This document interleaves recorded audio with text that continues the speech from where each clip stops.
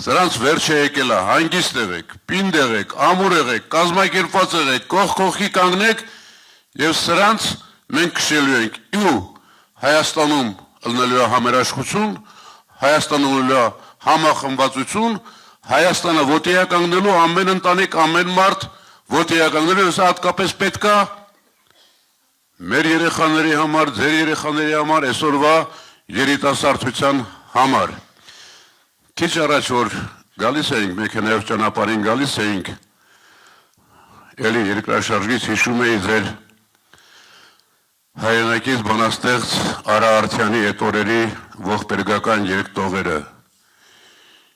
Գյումրին մեռավ, Գյումրին չկա, ծովով պիտի վրան սկա։ Բայց ես ձեզ ասում եմ, թեև Գյումրին հիմա մինչև հիմա վերք կա, բայց Գյումրին այսուհետ երգելու է։ Այնպես որ պինդ եղեք, հաղթելու ենք, սրանց ժամանակը լրացել է, սրանք վերջացած են։